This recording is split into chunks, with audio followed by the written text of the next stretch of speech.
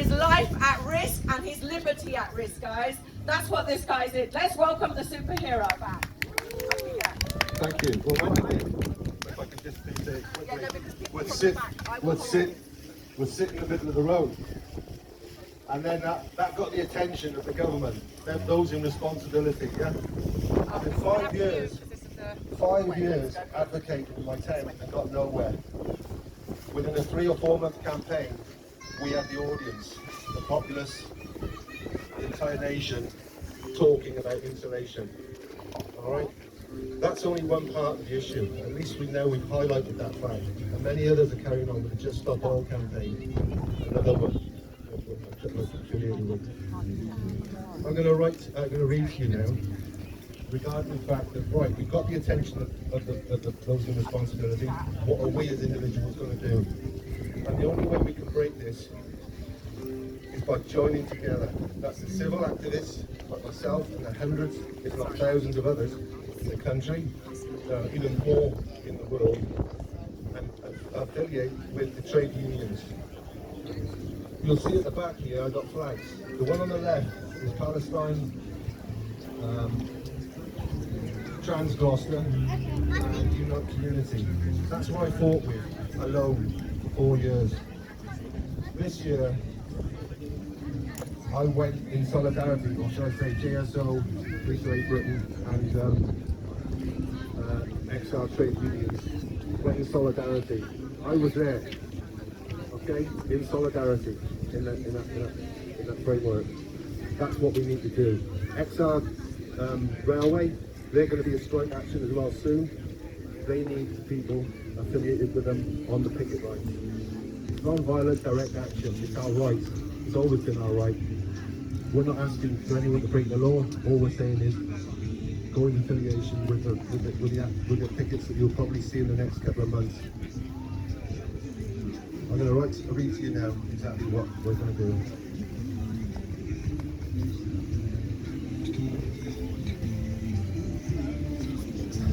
What about the UK? A cost of living crisis purely driven by the greed of the energy companies and the corporate elite, with the government on side. And we all know that wars, including the one happening in Ukraine right now, are driven by fossil fuels and encouraged by the profit motives of the arms dealers. For example, BAE Systems here in the UK, who literally build weapons of mass destruction for enormous profits. Hundreds of millions of people dying in war was exactly what they want, also with the government on their side.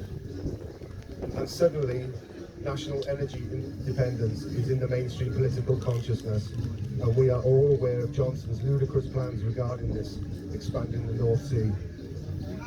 This is not only effectively signing our collective death sentence, but it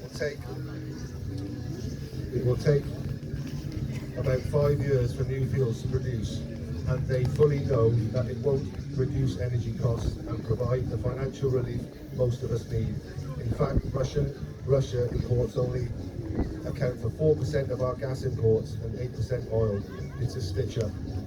The actual solution consists of the following: a rapid transition to much cheaper renewables, lesser energy consumption through a government-funded mass insulation program, public ownership of energy companies, and a sensible cap on energy bills, cheap and or free green public transport, a windfall tax on the big polluters, ripping up the Energy Charter Treaty, which allows the big polluters to sue governments for policies that threaten their profits, and more along the same lines. According to UN General Secretary Antonio Guterres, there must be no fossil fuels if we are to avoid what he refers to as an abyss in the UK. We have 8 years of reserves to play with. But when confronted with the proposals of a future without fossil fuels, people often think, do you realise how many jobs there are in the fossil fuel industry? The problem here is a mindset based on short-termism, just like that of politicians, CEOs and such that will criticise for exactly this. What we are demanding is a rapid, just transition to a far more sustainable economy and workplace that leaves nobody behind. Every skill is transferable, so paid retaining programs must be provided to the workers funded by the government, with properly taxing by imposing a windfall tax on the top collectors and billionaires. We need jobs that can continue for centuries, not just for the next 10 years.